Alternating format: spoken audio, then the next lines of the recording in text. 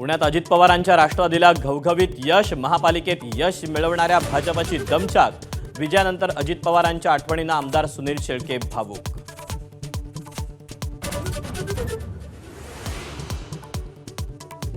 सोलापुरात भाजपचा अभूतपूर्व विजय, जिल्हा परिषदेच्या सर्व 6 आणि पंचायत समितीच्या सर्व 12 जागांवर भाजपचं वर्चस्व।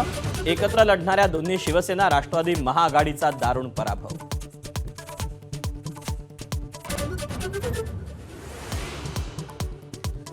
तळकोकणात राणे ब्रँडचीच हवा, सिंधुदुर्ग जिल्हा परिषदेत महायुतीनं बहुमत गाठलं। भाजपचे 21 तर शिवसेनेचे 8 उमेदवार विजयी।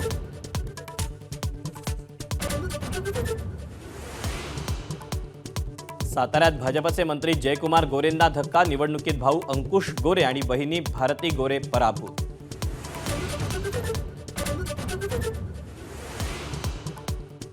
संभाजीनगरच्या वडगाव कोल्हाटीत भाजप पुरस्कृत अपक्ष उमेदवार सचिन गरड अवघ्या एका मतानं विजयी, शिवसेना उमेदवाराचा केला पराभव।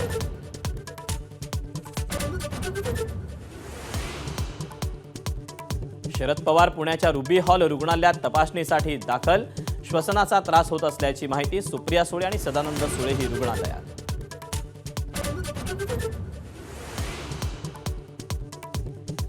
वांद्रेमध्ये पाईपलाईन फुटल्यानं रस्त्यावर पाणीच पाणी, हजारो लिटर पाण्याची नासाडी, वाहतुकीला अडथळा।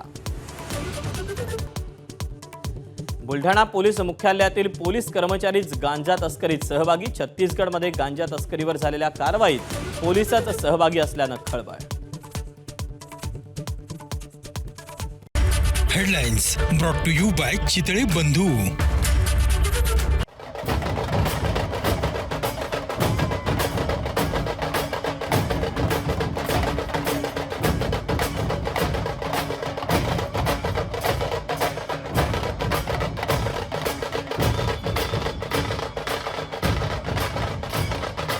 पुण्यातील रुबी हॉल क्लिनिकमध्ये शरद पवारांना आणण्यात आलंय। शरद पवारांना खोकला आणि श्वसनाचा त्रास होतो अशी माहिती मिळाली आहे। रुबी हॉल रुग्णालयात पवारांच्या तपासण्या या केल्या जाणार आहेत। सुप्रिया सुळे, सदानंद सुळे हे देखील रुग्णालयामध्ये पोहोचलेले आहेत। पवारांचे वर्गमित्र विठ्ठल मणियार देखील रुबी रुग्णालयामध्ये पोहोचलेले आहेत, तर आमदार रोहित पवार देखील या रुग्णालयामध्ये दाखल झालेले आहेत। शरद पवारांची तब्येत बिघडलेली आहे आणि त्यांना श्वसनाचा आणि खोकल्याचा त्रास होत असल्याची माहिती मिळते। दरम्यान आता त्यांच्या भेटीसाठी त्यांचे नातू रोहित पवार देखील पोहोचलेले आहेत।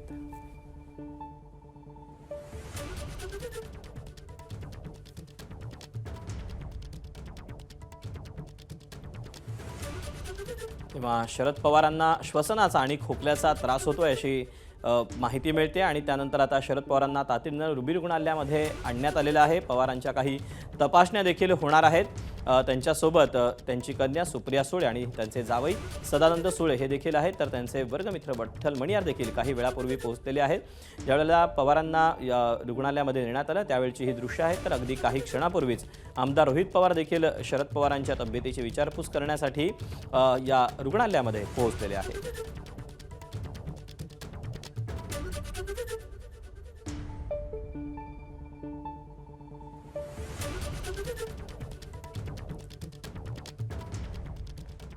वळूया पुढच्या बातमीकडे। म्हाडा तालुक्यातील जिल्हा परिषद आणि पंचायत समिती निवडणुकीत भाजपला मोठं यश मिळाले। जिल्हा परिषदेच्या 7 पैकी 4 जागेवर आणि पंचायत समितीच्या 14 पैकी 11 जागांवर भाजपचा विजय झालाय। पालकमंत्री जयकुमार गोरेंच्या भाजपच्या पॅनल विरुद्ध दोन्ही राष्ट्रवादी, शिवसेना, शिंदे गट एकत्र लढून देखील त्यांचा दारुण पराभव झालाय। शरद पवारांच्या राष्ट्रवादीचे माढ्याचे खासदार धैर्यशील मोहिते पाटील आणि माढ्याचे आमदार अभिजित पाटलांसाठी हा मोठा धक्का मानला जातोय।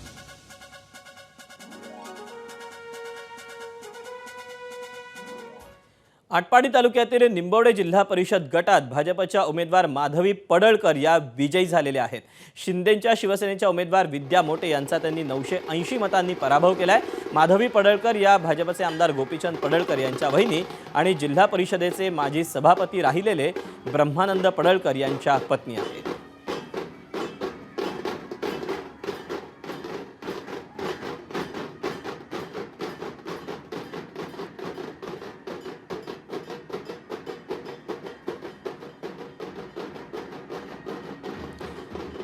तेव्हा आमदार गोपीचंद पडळकर यांच्या बहिणी माधवी पडळकर ज्या आहेत त्या विजयी झालेल्या आहेत। वळूया पुढच्या बातमीकडे। काँग्रेसची उद्या सकाळी 11 वाजता एक बैठक बोलावण्यात आली आहे। बैठकीला सर्व जिल्हाध्यक्ष आणि पदाधिकारी उपस्थित राहणार आहेत। स्थानिक स्वराज्य संस्थांच्या निवडणुकीच्या निकालावर या बैठकीत चर्चा होण्याची शक्यता आहे। महाविकास आघाडीऐवजी एकला चलो रेच्या मुद्द्यावर चर्चा होण्याची या बैठकीत शक्यता आहे।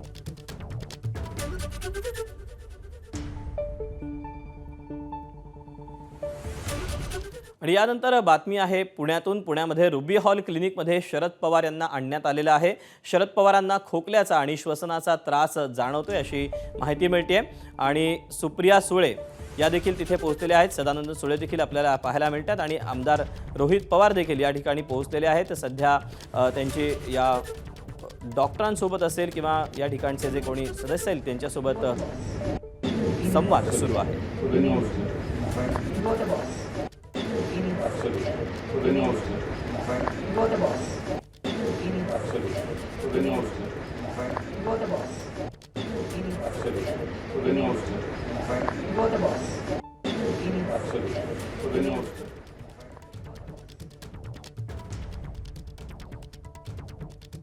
रोहित पवार देखील रुबी हॉल रुग्णालयामध्ये दाखल झालेले आहेत। सुप्रिया सुळे देखील आपल्याला पाहायला मिळतात। डॉक्टरांसोबत सध्या सुप्रिया सुळे बोलत आहेत। काय नेमकं झालेलं आहे, पवारांना काय नेमका त्रास होत असावा याची माहिती त्यांनी कदाचित डॉक्टरांना दिली असावी। दरम्यान जी माहिती मिळते त्यानुसार पवारांना श्वसनाचा आणि खोकल्याचा त्रास होतो आहे। अपडेट जाणून घेऊया तर शिवानी पांढरे आपल्यासोबत आहेत।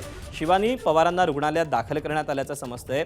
सुप्रिया सुळे देखील दुसऱ्या दृश्यामध्ये सध्या डॉक्टरांशी संवाद साधत असल्याचं देखील आपल्याला पाहायला मिळतंय। काय अधिकचे तपशील आहेत या बातमीचे? अर्थातच सुप्रिया सुळे शरद पवारांसोबतच बारामतीतून रुबी हॉल क्लिनिकमध्ये दाखल झाल्या होत्या आणि त्यानंतर काही वेळातच रोहित पवार देखील दाखल झाले आणि त्यांचे जे विठ्ठल मन्यार आहे, जे सहकारी आहेत, ते देखील दाखल झाले आहेत। त्यांनाच सिटी स्कॅन झाल्याची सध्या माहिती आहे। मात्र ज्यावेळी माझ्या चौथ्या मजल्यावर गेलं होतं आणि त्यांच्या प्रकृतीची तपासणी बघत होतं, काय काय चाललंय काय काय नाही, तेव्हा सुप्रिया सुळे हे डॉक्टरांशी बोलताना आपल्याला बघायला मिळाल्या। त्यांनी सरळ डॉक्टरांना सांगितलं, तुम्ही म्हणाल तसं तुमच्या सजेशननुसार शरद पवार यांच्यावर आपण उपचार करू आणि तुमचं सजेशन असेल किंवा तुमचा जो निर्णय असेल तो अंतिम राहील आणि साधारण 15 ते 20 मिनिटांनी माध्यमांना माहिती देण्यासाठी सुप्रिया सुळे नाही तर डॉक्टर स्वतः येतील रुबी हॉलचे आणि ते सगळ्या माध्यमांना शरद पवार यांच्या प्रकृतीबाबत माहिती देतील। आपण जर बघितलं तर शरद पवार यांना सकाळपासून खोकल्याचा त्रास होत होता। त्यांना गोविंद बागेत देखील डॉक्टर तपासणीसाठी गेले होते आणि त्यांना नंतर रुबी हॉल रुग्णालयात दाखल करण्यात आलं होतं। मात्र शरद पवार म्हणल्यावर रुबी हॉलमध्ये किंवा त्या सगळ्या फ्लोअरवर मोठ्या प्रमाणात गर्दी होण्याची शक्यता आहे आणि त्यामुळे कोणतेही हॉस्पिटलचे रूल्स न तोडता तुम्ही सगळं काम करा असा सल्ला आहे तो डॉक्टरांना सुप्रिया सुळे यांनी स्वतः दिला आहे। इथे फक्त माझे आई वडील आणि हे कुटुंब आहे, बाकी कार्यकर्ते हे सगळे माझेच असले तरी त्यांना आज सोडू नका असंही सुप्रिया सुळे यांनी सगळ्यांना सांगितलंय। सध्या त्यांच्यावर उपचार सुरू आहे, सिटी स्कॅन झाल्याची माहिती आहे आणि डॉक्टर पुन्हा त्यांच्यावर उपचार करतीलच। मात्र डॉक्टर माध्यमांसमोर देखील शरद पवारांच्या प्रकृतीबाबत काही वेळात माहिती देतील। शिवानी, धन्यवाद दिलेल्या सविस्तर माहितीबद्दल। अपडेट जाणून घेतच राहू।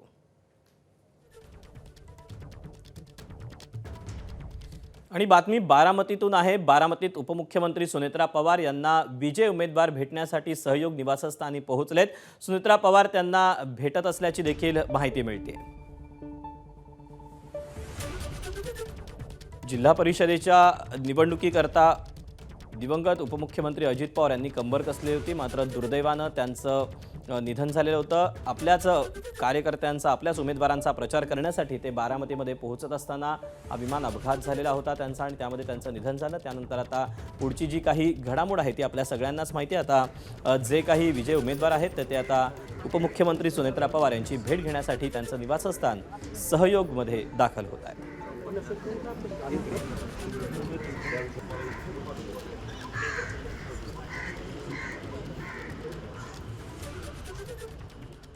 राजापूर आणि लांजा तालुक्यात किरण सामंत यांच्या नेतृत्वात महायुतीचा झंझावात पाहायला मिळाला। राजापूरमधील जिल्हा परिषदेच्या 6, पंचायत समितीच्या 12 तर लांजा तालुक्यातील जिल्हा परिषदेच्या 4 आणि पंचायत समितीच्या 8 गणांमध्ये महायुतीचा भगवा फडकला। राजापूरमध्ये शिवसेना जिल्हा परिषदेमध्ये 6 पंचायत समितीमध्ये 10 तर भाजप 2 ठिकाणी विजयी झाली आहे। लांजा तालुक्यातील जिल्हा परिषदेच्या 4ही जागांवर शिवसेनेनं भगवा फडकवलाय तर पंचायत समितीच्या 7 जागांवर शिवसेनेनं विजय मिळवलाय तर भाजपला अवघ्या एका जागेवर विजय मिळवता आलाय। लांजामध्ये राजापूर आणि रत्नागिरी तालुक्यातून शिवसेनेचा ठाकरे गड हा जिल्हा परिषद पंचायत समितीच्या निवडणुकीतून भुईसपाट झालाय। लांजा, राजापूर आणि रत्नागिरी तालुक्यामध्ये ठाकरे गटाला एकही जागा मिळालेली नाही।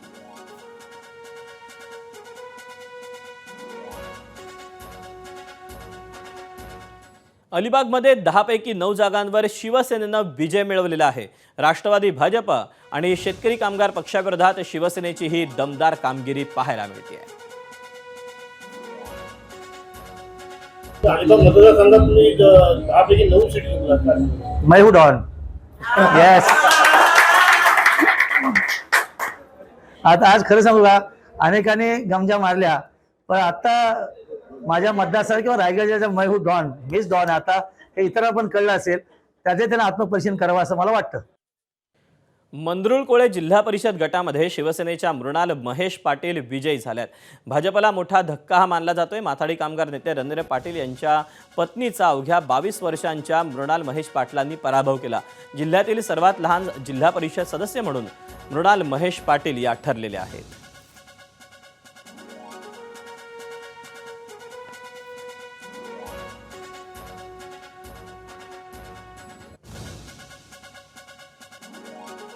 मोहोळ तालुक्यात कुरुल जिल्हा परिषद निवडणुकीत राष्ट्रवादी जिल्हाध्यक्ष उमेश पाटील यांना मोठा धक्का बसलाय।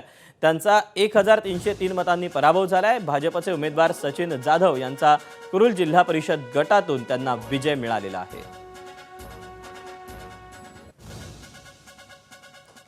सोलापूरच्या मोहोळ तालुक्यातील घोडेश्वर पंचायत समिती गणातून भाजप उमेदवार असलम चौधरी हे विजयी झालेले आहेत। ही चुरशीची लढत या ठिकाणी पाहायला मिळालेली होती आणि आता घोडेश्वर पंचायत समिती गणातून भाजपचे उमेदवार असलम चौधरी विजयी झालेत।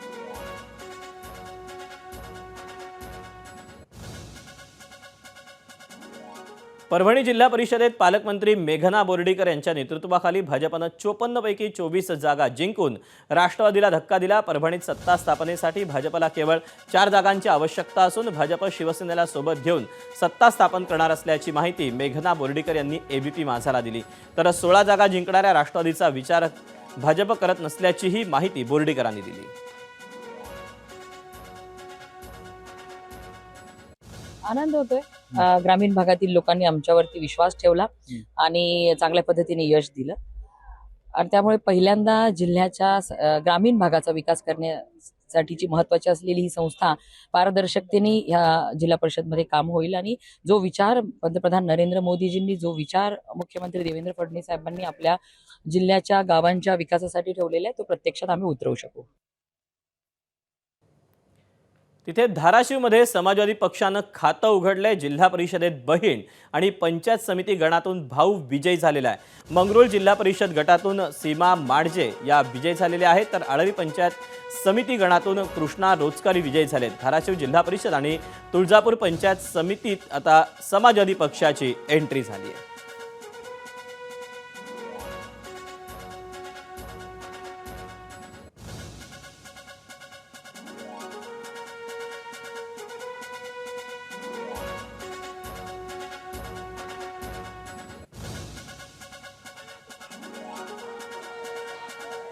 जनतेने मला भरघोस मतांनी निवडून दिलेलं आहे आणि माझ्या भावालाही, कारण माझ्या वडिलांनी 25 वर्ष ह्या तालुक्यात खूप कष्ट केले। लोकांचे कुठलेही काम कधीच नडू दिलेलं नाही।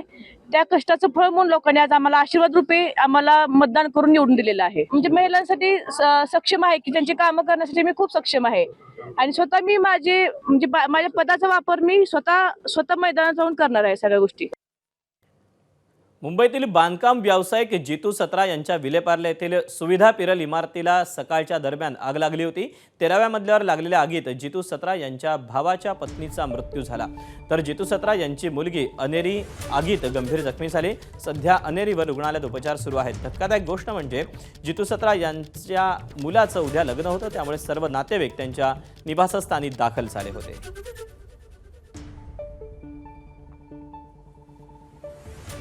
मुंबईतल्या विलेपार्ले पूर्व परिसरामध्ये आज सकाळी 10च्या सुमारास एका इमारतीमध्ये भीषण आग लागल्याची घटना समोर आली। या इमारतीमध्ये 13 आणि 14 मजल्याला मोठ्या प्रमाणामध्ये आगीनं वेढल्याचं चित्र निर्माण झालं होतं. त्या संदर्भातले अनेक व्हिडिओ जे आहेत हे सध्या सोशल मीडियामध्ये व्हायरल झालेले आहेत.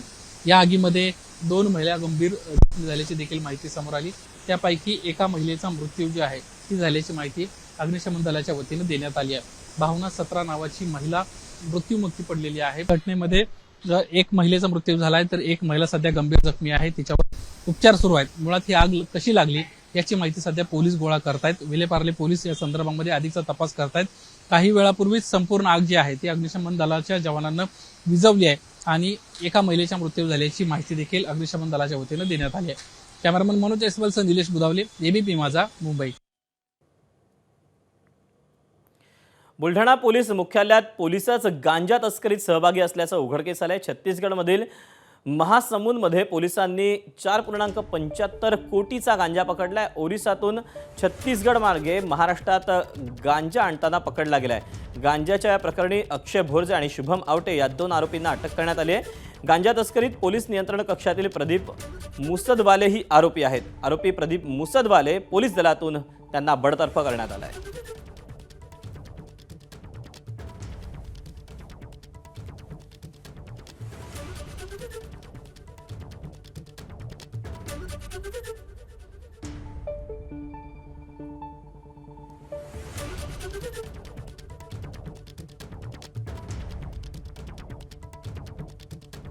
नाशिकमध्ये हिंदू किन्नरांचं बळजबरीनं धर्मांतरण केलं जात असल्याचा आरोप करण्यात आलाय. किन्नर जिहाद सुरू असल्याचा हिंदू किन्नर स्वाभिमान सभेकडून आरोप करण्यात आलाय. नाशिक किन्नर समाजानं धर्मांतराचे आरोप फेटाळलेत. स्वार्थासाठी किन्नर समाजात फूट पाडण्याचा हा प्रयत्न असल्याचा आरोप करण्यात आलाय. ये सब आरोप मैं सलमा गुरु नायक गतिपति नासिक की हूँ और नासिक के अंदर मुझे 50 साल हो गए. 50 साल में आज तक किसी का धर्म परिवर्तन अगर मैंने करी होंगी कोई भी किन्नर का और तुम्हारे पास लिखा होगा पुरावा होगा कुछ भी तो मेरे पे सख्त से सख्त कार्रवाई करना. आज तक ये जो किन्नरों ने आज तक तो मेरे ऊपर कुछ बोले नहीं. जो किन्नर मेरे पास है वो एक भी मुसलमान. आणि यानंतर आदिती तटकरे बोलतायत, पाहूया. कार्यकर्त्यांनी काम केलं. त्यामुळे स्थानिक स्वराज्य संस्थेच्या निवडणुका या कार्यकर्ते आणि पदाधिकाऱ्यांच्या असतात. आणि तसं पाहायला गेलं तर 28 तारखेला झालेली दुर्दैवी घटना ही आमच्या सगळ्यांचं मनोबल ही त्या ठिकाणी नक्कीच घटवणारी होती. कारण शेवटी ज्या नेतृत्वाच्या मार्गदर्शनाखाली आम्ही निवडणूक लढवत होतो, अचानकपणे सरदार गमावल्यानंतर सैन्याने ताकद ठेवणं हे आमच्या सर्वांसमोरचं आव्हान होतं. त्याच्यामुळे त्या संबंध परिस्थितीमध्ये कार्यकर्त्यांनी पदाधिकाऱ्यांनी त्यामधल्या 4-5 दिवसानंतरसुद्धा जी काही मेहनत घेतली त्याच्यातून आम्हाला आज हे उमेदवार निवडून आणता आले. आणि ही सर्व आमचे विजयी उमेदवार असतील सगळे आम्ही दादांच्या व्यक्तिमत्वाला साजेसं काम हे आम्ही सर्व मंडळी पुढच्या कालावधीमध्ये करणार. रायगडमध्ये एकीकडे सत्तेत असणारा शेकापात हद्दपार होण्याच्या कंडिशनला गेला किंवा शेकापाला बाजून जागा निवडून आणता नाही आलेल्या, कसं बघताय? नाही, खरं तर निवडणूक म्हटल्यावर जयपराजय आला. मी कोणालाही त्या पद्धतीनं लेखणार नाही. शेवटी वेगवेगळ्या पद्धतीची समीकरणं आणि राजकारणं असतात. 8-10 वर्षापूर्वीची परिस्थिती, आत्ताची परिस्थिती ह्या सगळ्यामध्ये सुद्धा फरक असतो. त्याच्यामुळे जिथं जिथं शेतकरी कामगार पक्षाच्याही उमेदवारांनी लढवलं, मी त्यांनाही या निमित्ताने मी त्यांना अभिनंदनच करीन. कारण या सगळ्या परिस्थितीमध्ये त्यांनी लढवलं. कारण मी स्वतः मानते की कोण जय पराजित झालं आणि दुसऱ्याला कमी लेखण्याचं किंवा हे करण्याचं त्याच्यामध्ये काही कारण नाही. कारण शेवटी प्रत्येक कार्यकर्त्याने आपापल्या उमेदवारासाठी मेहनत घेतलेली असते. यश अपयश येणं हा शेवटी जनतेचा कौल असतो. त्याच्यातून कुठल्या पक्षाला कमी जास्ती लेखणं आणि आम्हाला काय थोडं अधिकचं यश मिळालं आहे, कोण पराभूत झाले याच्यातून कोणाच्याबद्दल काही टीका टिप्पणी करणं मला वाटतं हे म्हणजे माझ्यासारख्या कार्यकर्त्याला तरी मला योग्य नाही वाटत. रायगडमध्ये कमळ फुलत असतात मिसेस असतील, त्याचप्रमाणे रवी पाटलांची सुनबाई असतील, या दोघींचाही पराजय झाले. म्हणजे भाजपच्या मोठ्या नेत्यांचा पराभव झालेला आहे, कसं बघताय? नाही, कसं आहे, शेवटी या सगळ्यामध्ये जनतेचा कौल असतो आणि ही बाब नक्कीच आहे की आम्हाला वैकुंठदादांच्या म्हणजे मिसेस असतील जिथे त्या उभ्या होत्या, सौभाग्यवती, इथं निलेमाताई जिथे उभ्या होत्या, तिथं आम्हाला 100% खात्री होती की या दोन्ही जागा या भारतीय जनता पक्षाच्या त्या ठिकाणी निवडून येतील. आम्ही तिथं पंचायत समिती लढवत होतो त्यांच्यासहित राष्ट्रवादी काँग्रेस पक्ष. त्याच्यामुळे तसं पाहायला गेलं तर धक्कादायक निकाल आहेत, पण शेवटी तो जनतेचा कौल आहे. आणि मला खात्री आहे धैर्यशील दादा असतील, वैकुंठदादा असतील, रविशेठ असतील, पाटील साहेब, आम्ही सगळेच पुन्हा एकदा मेहनत करून जिथं जिथं आमचे उमेदवार दोन्ही पक्षाचे पराभूत झालेले आहेत तिथं आम्ही नव्याने चांगल्या पद्धतीनं काम करू. आणि शेवटी पराजयाने काही खचून जायचं नसतं आणि जनतेने जो कौल दिलेला आहे हा आम्हाला सगळ्यांना मान्य करावाच लागत असतो. त्यामुळे काही निकाल हे शॉकिंग आहेत, ही वस्तुस्थिती आहे. काही जागा ज्या आम्ही 100% धरल्या होत्या तिथं थोडंफार काहीतरी वेगळं निकाल आलेले आहेत. त्याच्यामुळे जसं मुरुडची असेल आमचे अजित कासार, आम्हाला तिथेही आम्हाला अपेक्षित होतं, नागोठण्याच्या ठिकाणी आम्हाला अपेक्षित होतं. त्याच्यामुळे काही असतात पण त्याच्यातून सावरून कार्यकर्त्यांना एकत्रित ठेवणं मला वाटतं ही आमच्या सर्व भारतीय जनता पक्षाची किंवा राष्ट्रवादीच्या सर्व नेत्यांची आमची आणि कार्यकर्त्यांची जबाबदारी राहणार. स्थानिक स्वराज्य संस्था निवडणूक आता संपलेल्या आहेत आणि यानंतर तरी महायुतीमध्ये असणारे घटक पक्ष शिवसेना आणि राष्ट्रवादी एकत्र नांदतील की पुन्हा वाद निर्माण राहणार? नाही, तुम्ही बघितलं तर आमच्याकडून तर खासकर राष्ट्रवादी काँग्रेस पक्षाकडून कधीही कुठल्याही पद्धतीची खालच्या पातळीवरची टीका ही शिवसेनेच्या कोणावरही आजपर्यंत करण्यात आली नाही. मी फडणवीस साहेबांच्याही नेतृत्वाखाली काम करते, दादांच्या तर नेतृत्वाखाली मी कालही काम करत होती, आजही आहे. आणि दादा दुर्दैवाने आज आमच्यात नसले तरी उद्याही त्यांचे विचार घेऊन मी काम करणार आहे. एकनाथ शिंदे साहेबांच्याही नेतृत्वाखाली मी काम केलेलं आहे. त्याच्यामुळे तो प्रोटोकॉल हा आम्ही सगळ्यांनी नेहमीच पाळलेला आहे. तुम्ही बघितलं तर तटकरे साहेबांनी सुद्धा पहिली टीका ही ज्या वेळेला त्यांच्यावर वारंवार व्हायला लागल्या तेव्हा त्याचं प्रत्युत्तर आम्ही दिलं, पण ते सुद्धा कधी आम्ही खालच्या पातळीवर जाऊन दिलं नाही. कारण शेवटी आम्ही महायुतीमध्ये आहोत आणि त्याचे काही जे नियम काही प्रोटोकॉल असतात याचं पालन हे शेवटी आम्ही करत आलेलो आहोत. आणि मला असं वाटतं शेवटी जनता ठरवत असते आणि आज जनतेने कौल दिलेला आहे. त्यांना काही ठिकाणी अधिकचं यश मिळालं, काही ठिकाणी आम्हाला मिळालं, काही ठिकाणी भारतीय जनता पक्षाला मिळालं, काही ठिकाणी उद्धव बाळासाहेब ठाकरे सेनेला सुद्धा मिळालेलं आहे, काही ठिकाणी काँग्रेसला सुद्धा मिळालेलं आहे. त्यामुळे प्रत्येकाने आपापल्या ठिकाणी त्या ठिकाणी हे जे काही यश जय पराजय मिळालेला आहे तो सगळा स्वीकार करून चांगल्या पद्धतीनं लोकांसाठी काम करणं. शेवटी आम्ही खुर्च्यांवर बसलो ते लोकांसाठी काम करायला आहोत, एकमेकांना शिव्या घालायला तर नाही बसलेलो आहोत. एबीपी माझा, उघडा डोळे बघा नीट.